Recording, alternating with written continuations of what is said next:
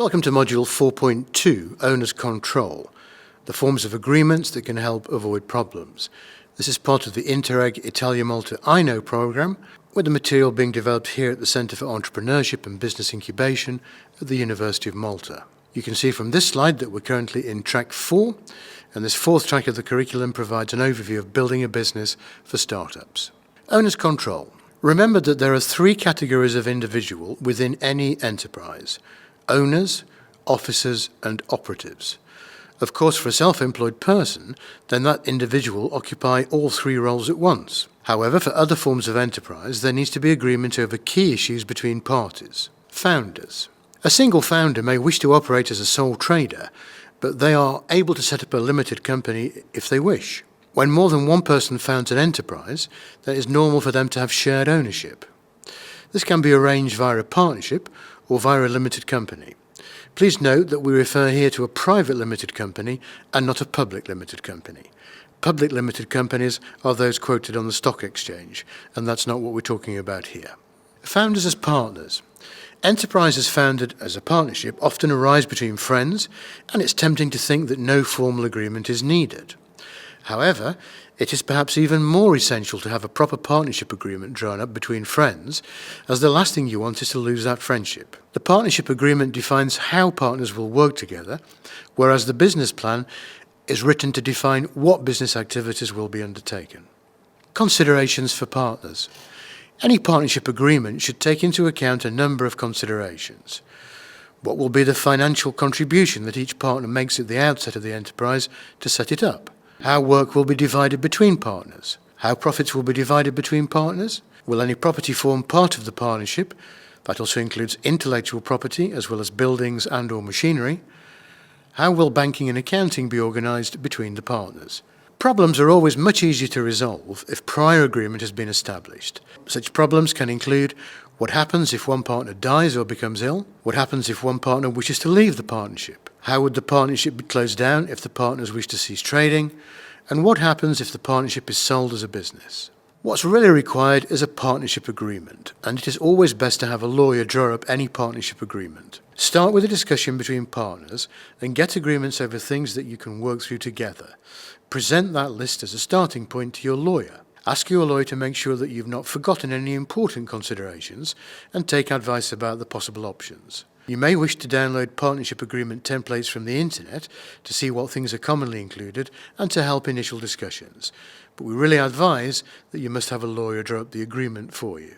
Setting up a limited company is another option when there are multiple founders. Each founder will own shares in the company, and so are owners, sometimes called shareholders, and the document that you need in this case is called a shareholder agreement. This does not replace the need for a business plan and a cash flow forecast, but addresses the way in which issues might arise will be dealt with. Shareholder agreements are generally private documents that support the public ones, but deal in more detail with relations between company and shareholders, and between the shareholders themselves. Typical clauses include ownership and voting rights, control and management, dispute resolution, protecting the company from competing interests. Shareholder agreements include provisions for ownership and voting rights. These usually relate to restrictions on sale or transfer of shares, restriction on using shares as security, maintaining preemption rights, which is the right to maintain percentage holdings when new shares are issued, and then tag-along and drag-along rights, which make sure that all shareholders enjoy the same benefits being adopted by others. And then the protection of minority interests, preventing owners of large shareholdings having casting votes, as we'll see in the next slide. Control and management. Board representation is important, but what percentage of share ownership gives the owner a right to be a director of the company or to attend board meetings? By convention, by tradition, it's very typical that if you have 10% of shares, you have a right to be a director, but that's not always the case. And different majorities are required for different decisions. This is designed to protect minority shareholders from always having to accept what majority shareholders dictate. For example, if 80% of shareholdings have to be in agreement before a specific type of decision is taken, then it can never be driven by 51%, the simple majority, as is often feared or assumed. Dispute resolution. Existence of shareholder agreements will avoid many disputes and disagreements that can arise. It will contain rules on how disputes are resolved, and it's much better to consider likely problems at the outset and get agreement as to how they will be resolved. This is particularly useful if a new shareholder joins the team by buying new shares issued by the company. This arises when equity finance is raised by the sale of new shares, as we'll see in a later module. Protection from competing interests covers such issues as the ability of any shareholder, or owner, to invest in or be involved with competitor companies. Poaching of key employees, for example, when one shareholder is involved with more than one company. And supplying products or services to the company, it must always avoid any personal conflict, which means that an owner cannot supply services or products to a company at a rate which is more expensive than a market rate. That would be abusing the position.